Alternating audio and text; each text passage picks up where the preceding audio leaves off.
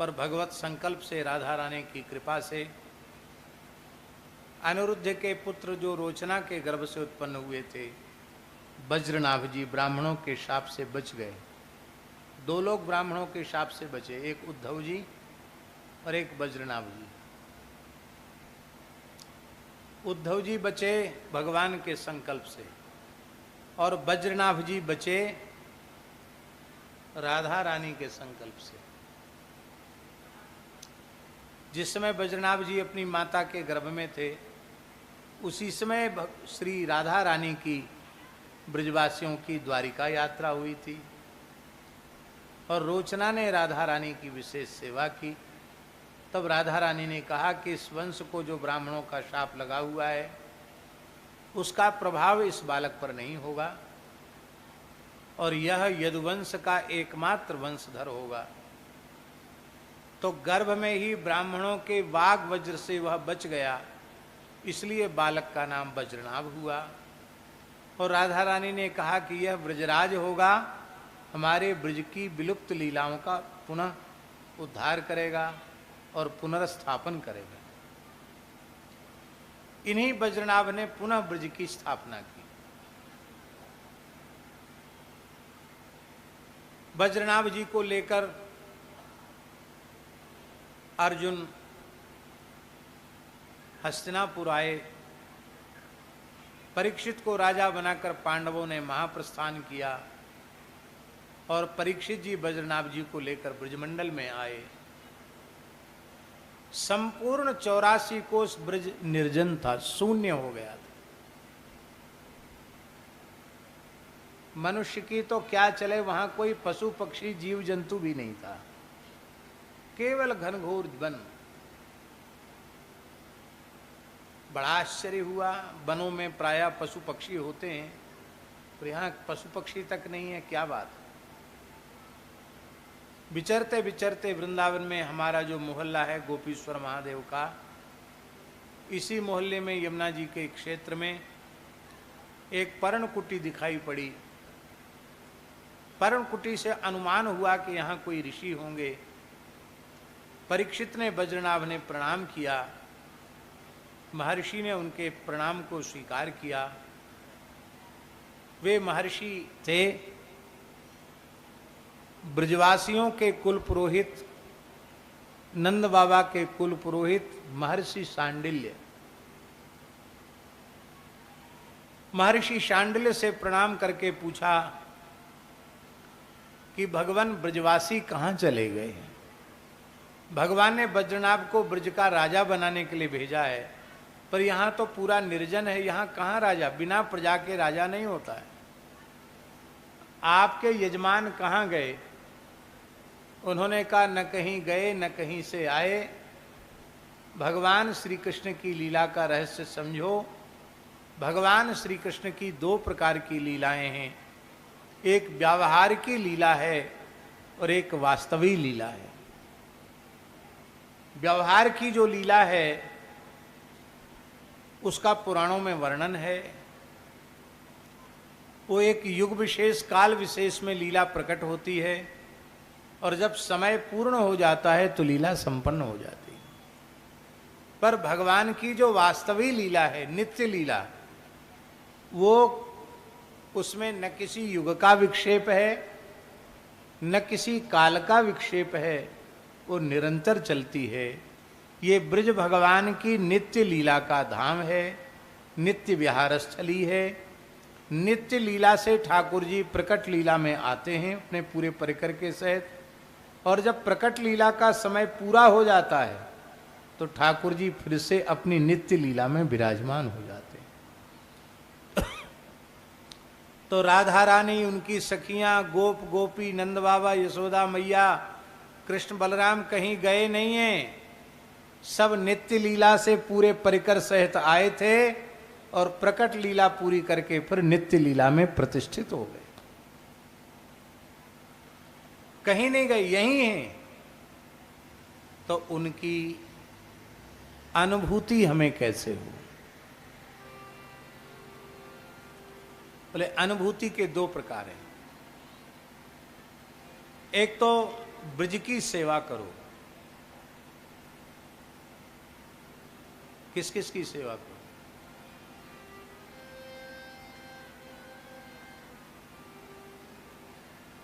यमुना जी की सेवा करो, ब्रज के कुंडों की सेवा करो,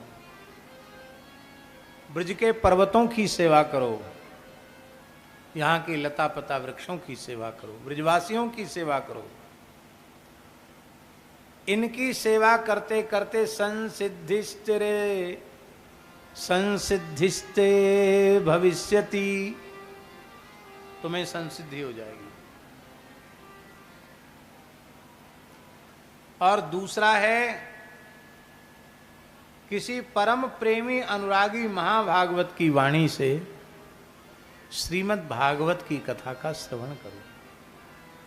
दो साधन बताए, एक ब्रज की सेवा, ब्रजवासियों की सेवा, और एक कथा का श्रवण।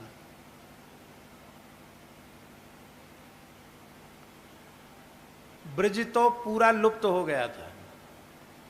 भगवान की लीला के अंतर्धान होने के साथ ब्रज में सबने अपने देह का त्याग कर दिया था। सब भगवान की लीला में प्रविष्ट हो गए थे। कोई नहीं था ब्रज में, कोई भी नहीं था ब्रज में।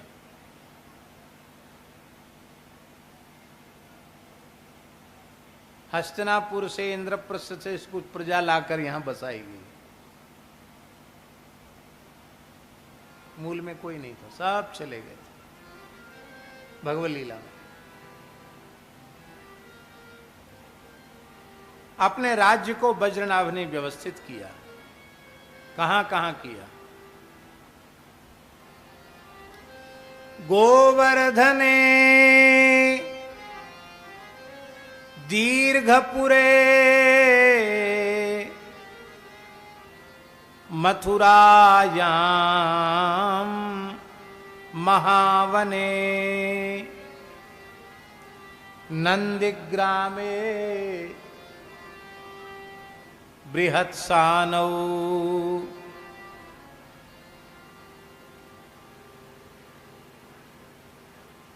कार्या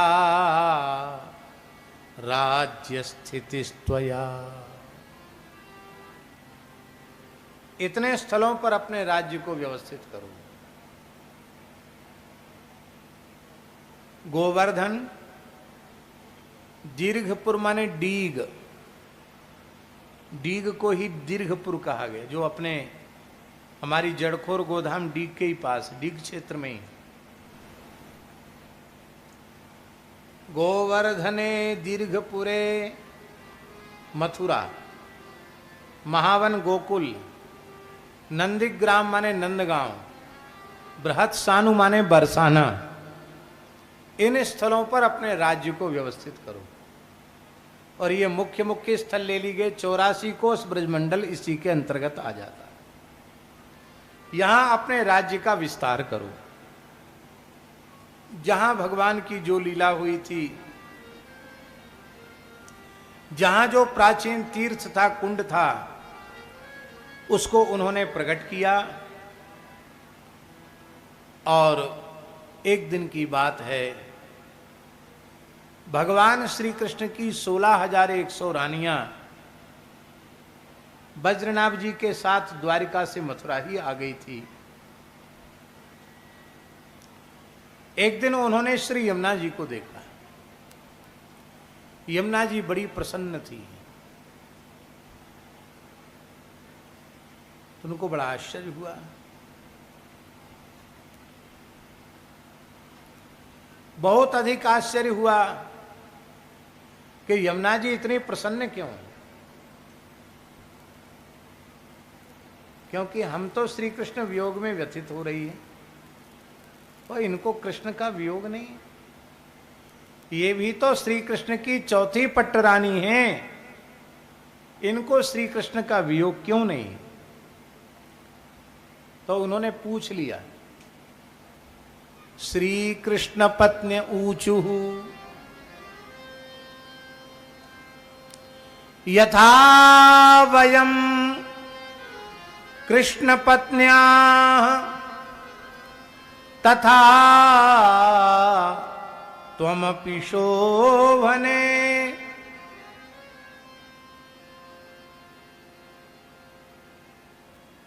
वयम विरह दुखार्ता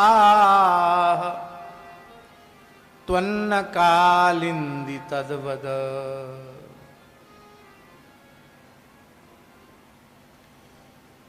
जैसे हम सब श्री कृष्ण की पत्नियां हैं, ऐसे ही आप भी श्री कृष्ण की पत्नी हैं, चतुर्थ पट्ट रानी हैं। पर हम कृष्ण वियोग में व्यथित हैं और आप क्यों नहीं हैं? यमुना जी ने उसका बड़ा सुंदर उत्तर दिया। यमुना जी ने कहा, आत्मा रामस्य कृष्णस्य ध्रुवमात्मास्ति राधिका तस्याः दास्य प्रभावेण विरहोस्मान न संस्पृशेत। आत्मा में रमण करने वाले कृष्ण की आत्मा श्री राधा रानी, और उन राधा रानी की दासी में बन चुकी हूं, इसलिए राधा रानी की दासी में बन चुकी हूं, इसलिए राधा रानी के दास्य की महिमा से मुझे कृष्ण विरह का स्पर्श नहीं होता। इसका आशय यह है महाराज जी कि कृष्ण की आत्मा राधा रानी है, अर्थात राधा रानी से श्री कृष्ण का कभी वियोग नहीं होता। और जिस जीव को राधा रानी का दास्य मिल जाता है, उसे भी कभी कृष्ण वियोग होता नहीं है। तो हमें राधा रानी का दास्य कैसे मिले? बोले कथा सुनो। कथा किससे सुने? उद्धव जी से कथा सुनो। बोले उद्धव जी तो उत्तराखंड में बद्रिकाश्रम चले गए, वो कैसे कथा सुनाएंगे? कहते उद्धव जी मुक्तात्मा हैं, बद्रिकाश्रम में भी एक रूप से हैं और ब्रज में भी एक रूप से हैं। ब्रज में उद्धव जी कहां रहते हैं? गोवर्धन गिरि निकटे सखी स्थले तद्रजः कामः तत्रत्यांकुरवल्ली रूपेणास्ते स उद्धवो नूनम। श्री गोवर्धन पर्वत के निकट जो कुसुम सरोवर है, ये सखी स्थल माने कुसुम सरोवर, वहां के लता पता वृक्ष के रूप में स्वयं श्री उद्धव जी ही विराजमान है। अब तो बज्रनाभ जी, राजर्षि परीक्षित, श्री कृष्ण की रानियां, सबके सब ब्रजवासी पहुंचे, आओ विराजो। सबके सब ब्रजवासी पहुंचे कुसुम सरोवर पर और वहां कथा आरंभ हुई। बहुत से लोग अनुभव करते हैं कि पहली कथा सुखदेव जी ने राजर्षि परीक्षित को सुखतीर्थ में सुनाई। ठीक नहीं है। पहली भागवत की कथा ब्रज में हुई और कुसुम सरोवर पर हुई और उद्धव जी ने सुनाई। दूसरी कथा सुखदेव जी ने सुनाई और परीक्षित ने सुनी। पहली कथा ब्रज में हुई भागवत जी। सुखतीर्थ में तो पूरे देश के लोग जा जा करके कथा करते हैं, पर ब्रज में कुसुम सरोवर वो भागवत के प्रथम प्रकाश का स्थल है, वहां कथाएं बहुत कम होती हैं। आवश्यक है कि कुसुम सरोवर क्षेत्र में एक सुंदर सत्संग भवन का निर्माण हो, भले ही शासन की ओर से हो, और जैसे सुखतीर्थ में निरंतर कथाएं चलती रहती हैं, ऐसे ही कुसुम सरोवर में भी कथाएं चलनी चाहिए, क्योंकि वो भागवत की प्रादुर्भाव स्थली है। सबसे पहले उद्धव जी ने वहां कथा कही।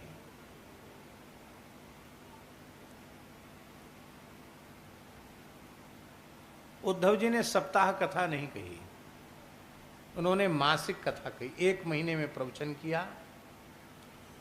और यहां 3 प्रकार के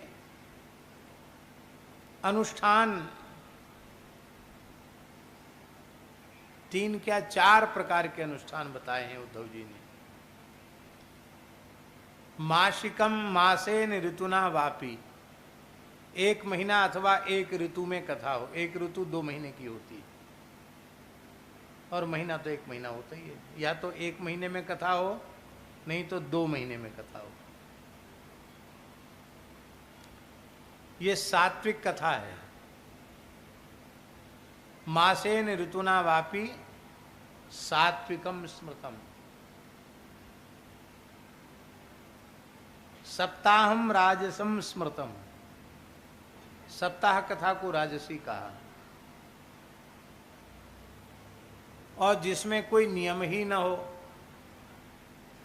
कब महीना हो जाए, 2 महीना हो जाए, कब साल भर हो जाए, कब बिल्कुल ना हो, कभी चालू हो गई, कभी बंद हो गई, न कोई प्रसंग का ठिकाना, न कोई ग्रंथ से लेना देना, खाली धूम धड़ाका कथा के नाम पर हो रहा है, उसको तामसी पारायण कहा।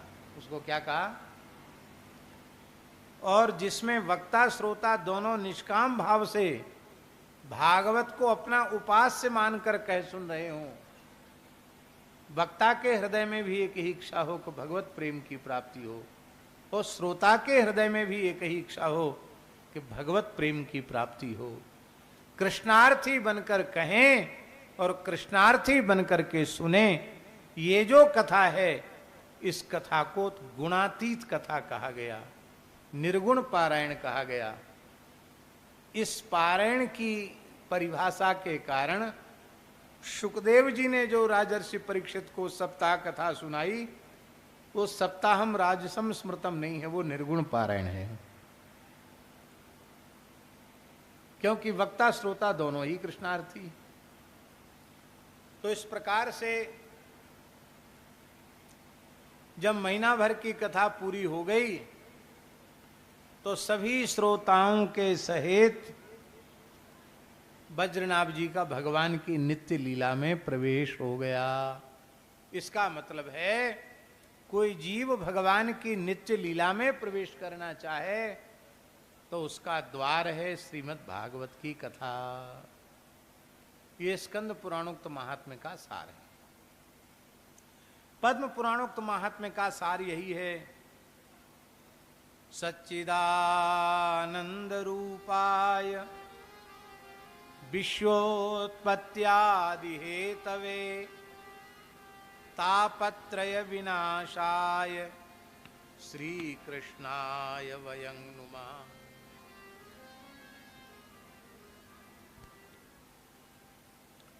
सच्चिदानंद स्वरूप, विश्व की उत्पत्ति, पालन, संहार के मूल कारण, त्रिविध तापों का विनाश करने वाले जो राधा रानी के सहित श्री कृष्ण हैं, उनके चरणों में हम प्रणाम करते हैं। यम प्रव्रजंत मनुपेतमपेत कृत्यम द्वैपायनो विरह कातर आजुहाव पुत्रेति तन्मयतया तरवोभिनेदुस् तम सर्वभूत हृदयम मुनिमानतोस्मि। जिन शुकदेव जी महाराज ने जन्म लेते ही सन्यास की ओर प्रस्थान किया, अभी उनके जातकर्म आदि संस्कार भी नहीं हुए थे, नालोच्छेदन तक नहीं हुआ था, और वे घनघोर वन में प्रविष्ट हो गए। उनके पिता भगवान कृष्ण द्वैपायन वेदव्यास जी पुत्र विरह से व्यथित होकर के पुत्र पुत्र शुक सुक कह करके रो रहे थे। उस समय वृक्षों ने उत्तर दिया, शुकोहम शुकोहम शुकोहम। व्यास जी समझ गए, जिसे हम मात्र अपना पुत्र समझते हैं वह केवल मेरा पुत्र नहीं, वह तो सर्वभूत हृदय हैं। ऐसे सर्वभूत हृदय सुखदेव जी को हम प्रणाम करते हैं।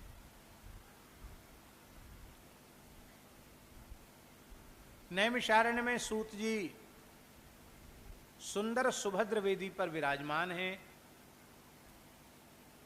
शौनकादि ऋषि उनके सन्मुख विराजमान होकर के प्रश्न कर रहे हैं कि हे भगवान,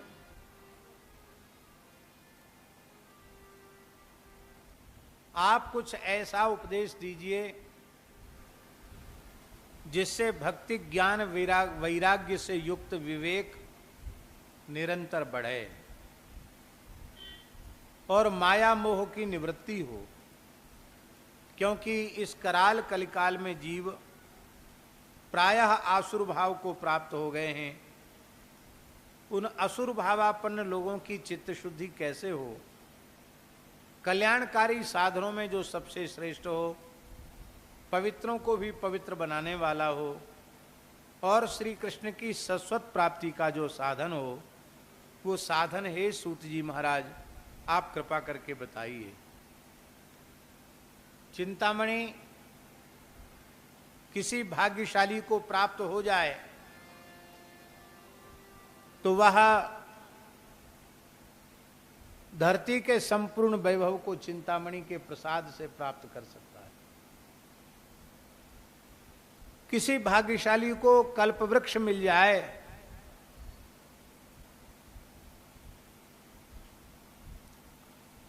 तो स्वर्ग का वैभव उसे प्राप्त हो सकता है, किंतु चिंतामणि से कोई ज्ञान वैराग्य भक्ति की याचना करे तो चिंतामणि नहीं दे पाएगी। मोक्ष की याचना करे चिंतामणि नहीं दे पाएगी। कल्प वृक्ष भी नहीं दे पाएगा, किंतु गुरुदेव प्रसन्न हो जाएं तो योगियों के लिए भी दुर्लभ जो वैकुंठ है वो गुरुदेव की कृपा से प्राप्त हो जाता है।